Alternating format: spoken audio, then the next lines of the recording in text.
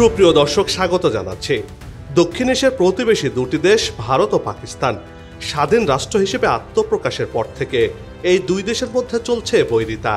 দেশ দুটির নিজেদের নিরাপত্তা ইস্যুতে একে অপরকে দোষারোপ করা যেন নিয়মিত ঘটনায় রূপ দিয়েছে, যা দক্ষিণ এশিয়ার নিরাপত্তার জন্য বড় ধরনের হুমকি। আবারও নতুন করে আলোচনা জন্ম দিয়েছে ভারত পাকিস্তান। ভেতরে ভেতরে চলছে যুদ্ধের প্রস্তুতি। কিন্তু কেন এমনটি হলো? আবারও কি তাহলে এই উপমহাদেশে যুদ্ধের বারুদ ছড়িয়ে পড়ছে? এবার যুদ্ধ বেঁধে গেলে কে জয়ী হবে?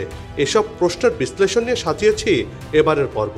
বিস্তারিত জানতে পুরো ভিডিওটি দেখুন। দর্শক, চলুন চলে যায় মূল ভিডিওতে।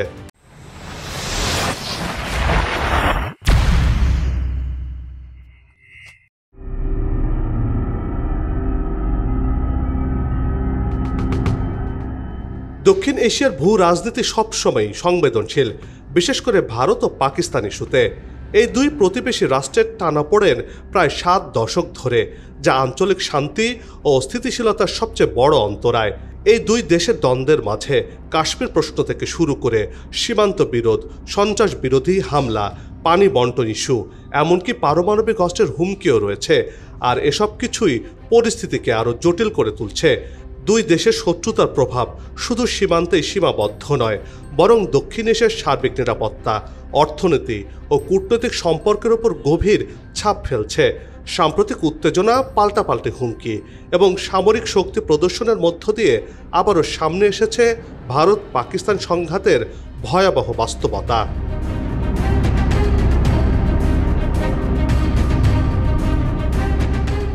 ভারত ও পাকিস্তানের দ্বন্দ্বের শিকড় 1947 সালের দেশভাগের মধ্যেই নিহিত রয়েছে। দেশ বিভাজনের পর ধর্মীয় ভিত্তিতে তৈরি করা হয় পাকিস্তান আর ভারত। আর সে সময় থেকেই কাশ্মীরকে কেন্দ্র করে দুই দেশের মধ্যে প্রথম যুদ্ধ বেঁধে যায়। কাশ্মীরের বিতর্কিত অবস্থান এবং জনগণের মতামতের প্রশ্নে সমাধান না আসায় বিরোধ ক্রমে গভীর হয়। সেই সাথে পারমাণবিক অস্ত্র ব্যবহার নিয়ে ভয়াবহ উদ্বেগ তৈরি হয়েছে দুই দেশের মধ্যে। যদিও উভয় দেশই নানা সময়ে শান্তি আলোচনায় বসেছে, কিন্তু সন্ত্রাসবাদ, কাশ্মীর সংকট, সীমান্ত অতিক্রম এবং পারস্পরিক অবিশ্বাস কখনোই সম্পর্ককে স্থিতিশীল হতে দেয়নি। ইতিহাসের এই জটিল প্রেক্ষাপটের কারণে আজও ভারত পাকিস্তান সম্পর্ক টালমাটাল, আর সাম্প্রতিক সামরিক উত্তেজনা সেই দীর্ঘসূত্রিতারই ধারাবাহিকতা মাত্র।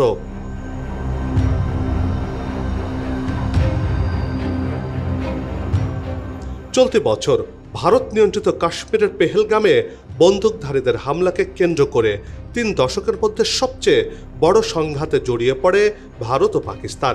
দুই দেশই সরাসরি হামলা, পাল্টা হামলা চালায়। এই হামলায় ড্রোন, ক্ষেপণাস্ত্র, মর্টার, গুলি, এমনকি যুদ্ধ জাহাজও ব্যবহার করা হয়। ব্যাপক ক্ষয়ক্ষতির মধ্যে পরিস্থিতি এমন পর্যায়ে গড়ায় যে পারমাণবিক হামলার হুমকি পর্যন্ত দেয় পাকিস্তান। শেষ পর্যন্ত সর্বাত্মক যুদ্ধের আশঙ্কা কাটিয়ে ভারত ও পাকিস্তান যুদ্ধবিরতিতে যেতে সম্মত হয়।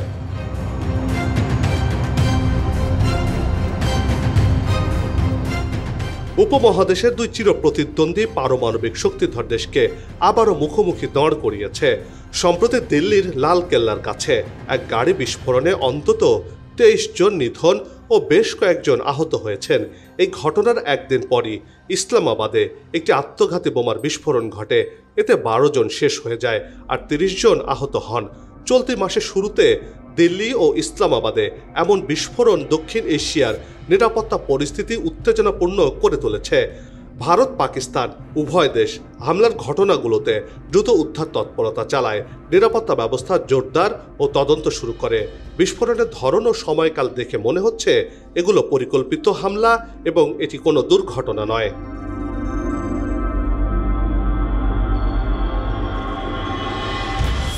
2025 সালের শেষে এসে দিল্লি ও ইসলামাবাদে বিস্ফোরণের ঘটনা দক্ষিণ এশিয়ার নিরাপত্তা পরিস্থিতি আরেকবার উত্তেজনাপূর্ণ করে তুলেছে।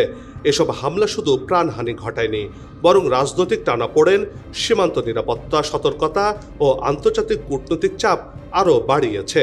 এটি ভারত ও পাকিস্তানের জন্য নতুন চ্যালেঞ্জ হয়ে দাঁড়িয়েছে।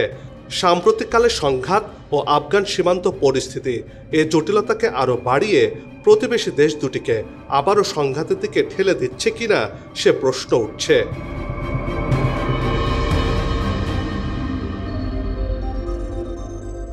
বর্তমানে ভারত ও পাকিস্তানের রাজনৈতিক এবং সামরিক প্রতিদ্বন্দ্বিতার মঞ্চ হিসেবে গুরুত্বপূর্ণ ভূমিকা রাখছে আফগানিস্তান। আফগান পাকিস্তান সীমান্ত সংঘর্ষের মধ্যেই দিল্লি ও ইসলামাবাদে বিস্ফোরণের ঘটনা ভূ রাজনৈতিক পরিস্থিতিকে ভিন্ন খাতে নিয়ে যেতে শুরু করেছে। এতে ভারত ও পাকিস্তানের মধ্যে বৈরিতা আরেক দফা বেড়ে যাওয়ার আশঙ্কা দেখা দিয়েছে।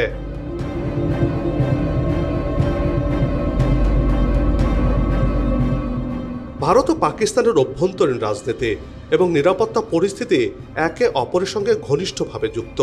সীমান্তবর্তী সংঘর্ষ, সন্ত্রাসী হামলা ও সাম্প্রতিক বিস্ফোরণগুলো উভয় দেশের রাজনীতিতে গভীর প্রভাব ফেলছে।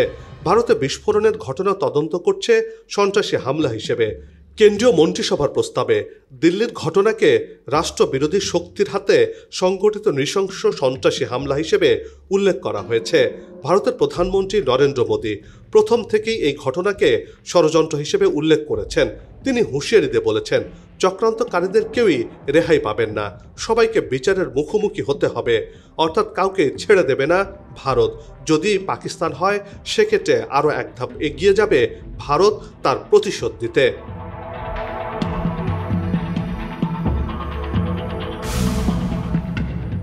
নাম প্রকাশ না করার শর্তে ভারতীয় গোয়েন্দা কর্মকর্তা আল জাজিরাকে জানিয়েছেন, প্রাথমিক তদন্তে দেখা গেছে দিল্লির বিস্ফোরণের পেছনে পাকিস্তান ভিত্তিক কিছু গোষ্ঠী লজিস্টিক সমর্থন দিয়েছে। তবে প্রকৃত হামলাকারীরা স্থানীয় এবং নিজেরাই উদ্বুদ্ধ হয়ে হামলার পরিকল্পনা করেছে বলে মনে করা হচ্ছে। তাদের কাজের জন্য কিভাবে অর্থ সংগ্রহ করা হয়েছে সেটাও খতিয়ে দেখছেন গোয়েন্দারা।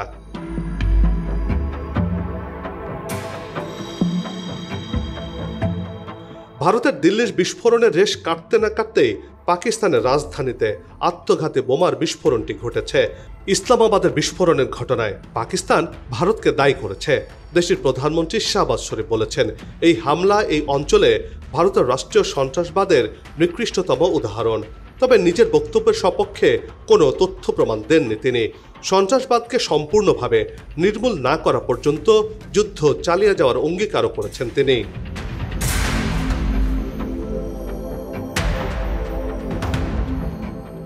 পাকিস্তানের প্রধানমন্ত্রীর অভিযোগ নাকচ করে দিয়েছে ভারত। আবার শাহবাজের বিরোধীরা অভিযোগ করেছেন, সরকার রাজনৈতিক সুবিধার জন্য ভারতের প্রক্সি হামলার দাবি ব্যবহার করা হয়েছে। কথার লড়াইয়ের মাঝে দুই দেশের সাধারণ মানুষই নিরাপত্তা ও শান্তি নিয়ে উদ্বিগ্ন। দশক ধরে পাকিস্তান ছিল তালেবানের প্রধান পৃষ্ঠপোষক। ভারতও আফগান গোষ্ঠীকে ইসলামাবাদের একটি প্রতিনিধি হিসেবে দেখত। এখন সেই ভূমিকা বদলেছে। পাকিস্তান তালেবানকে অভিযুক্ত করেছে যে তারা ইসলামাবাদের বিরুদ্ধে ভারতের হয়ে কাজ করছে। পাকিস্তানের বিরুদ্ধে সশস্ত্র গোষ্ঠীকে ভারত সমর্থন দিচ্ছে। ইসলামাবাদ এই অভিযোগ তুললেও তারা নয়াদিল্লির বিরুদ্ধে কিভাবে প্রতিশোধ নেবে তা এখনো প্রকাশ করেনি।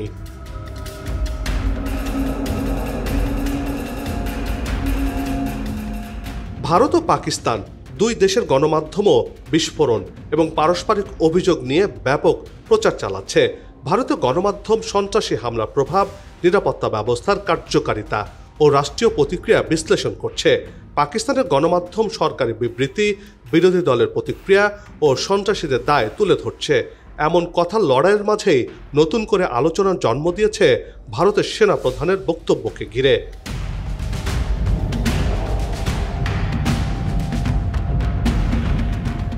ভারতের সেনাপ্রধান জেনারেল উপেন্দ্র দ্বিবেদী বলেছেন, সন্ত্রাসী ও তাদের পৃষ্ঠপোষকদের একইভাবে বিবেচনা করতে হবে এবং সেটি করবে ভারত।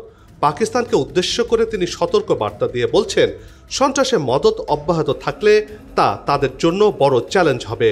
তিনি বলেন, পাকিস্তান সীমান্ত থেকে সন্ত্রাসী তৎপরতা অব্যাহত থাকলে ভারত কঠোর অবস্থান নেবে।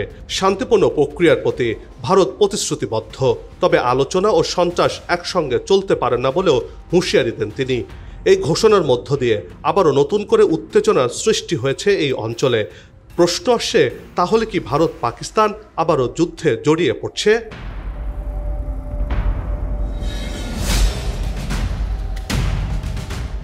ভারত এরই মধ্যে সীমান্তে নিরাপত্তা ব্যবস্থা জোরদার করেছে, অতিরিক্ত সেনা মোতায়েন ও নজরদারি বাড়িয়েছে। পাকিস্তানের সমানভাবে সীমান্ত পর্যবেক্ষণ বাড়িয়েছে। চিরপ্রতিদ্বন্দ্বী দেশ দুটি আবার সীমান্তের শক্তি বাড়াচ্ছে। নতুন যুদ্ধের মুখোমুখি হচ্ছে ভারত পাকিস্তান। তবে এবার যদি আবারও ভারত পাকিস্তান যুদ্ধ বেঁধে যায় তাহলে তা হবে এই অঞ্চলের জন্য ভয়ের বড় কারণ। কেননা পারমাণবিক সক্ষমতা ভারত পাকিস্তান উত্তেজনাকে সবসময় জিইয়ে রাখে।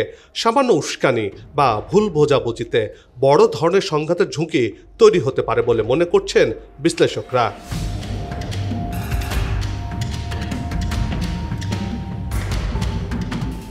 ভারত সীমান্ত পেরিয়ে আবারও পাকিস্তানকে হামলা চালাতে পারে বলে আশঙ্কা করছে পাকিস্তানের প্রতিরক্ষামন্ত্রী খাজা আসিফ। ভারতীয় সেনা প্রধানের বক্তব্য উপেক্ষা করার মতো নয় মন্তব্য করে তিনি ইঙ্গিত দেন আফগানিস্তান সীমান্ত অতিক্রম করে অনুপ্রবেশ করতে পারে ভারত।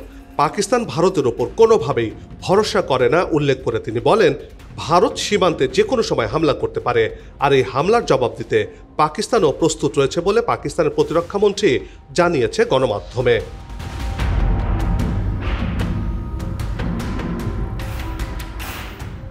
তবে এবার যদি ভারত পাকিস্তানকে আক্রমণ করে তা পাকিস্তানের জন্য ভয়ের কারণ হতে পারে, কেননা ভারতের আকাশ প্রতিরক্ষা আর অ্যাটাকিংয়ের দিক থেকে অনেক দূর এগিয়ে গেছে।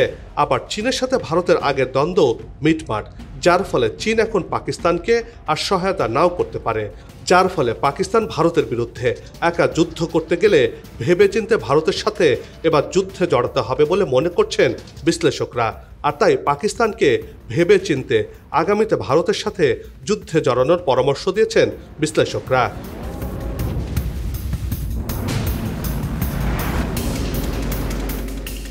ভারত পাকিস্তানের সংঘাতে সরাসরি প্রভাব পড়ছে অর্থনীতি ও এই অঞ্চলের মানুষের জীবনে। সীমান্তবর্তী এলাকায় শিক্ষা প্রতিষ্ঠান, ব্যবসা বাণিজ্য ও দৈনন্দিন জীবন থমকে যাওয়ার মতো আশঙ্কা তৈরি হয়েছে। যুদ্ধের ভয়ে বিনিয়োগ কমে যাচ্ছে, আন্তর্জাতিক বাণিজ্যে অনিশ্চয়তা দেখা দিচ্ছে। সবচেয়ে বড় প্রভাব পড়তে পারে দক্ষিণ এশিয়ার দরিদ্র জনগোষ্ঠীর ওপর। এ ধরনের অস্থিতিশীলতা পুরো অঞ্চলের উন্নয়ন যাত্রাকে পিছিয়ে দিতে পারে বলে আশঙ্কা করছেন বিশ্লেষকরা।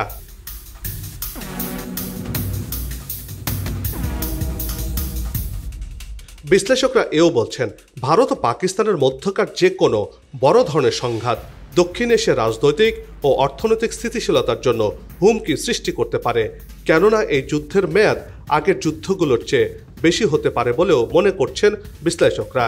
সাম্প্রতিক ধোঁয়াশা, কূটনৈতিক টানাপোড়েন এবং পাল্টাপাল্টি হামলার হুমকি ইঙ্গিত দিচ্ছে উপমহাদেশে সম্ভাব্য বড় যুদ্ধের ছায়া ক্রমশ ঘন হচ্ছে।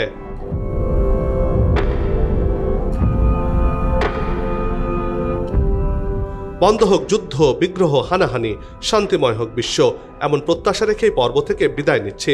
তবে যাবার আগে সেই একই অনুরোধ, যেখানে সেখানে ময়লা আবর্জনা ফেলবেন না, পরিবেশের ক্ষতি করবেন না, অযথা হর্ন বাজাবেন না, আপনার দেশের সৌন্দর্য রক্ষায় পোস্টার লাগানো থেকে বিরত থাকুন।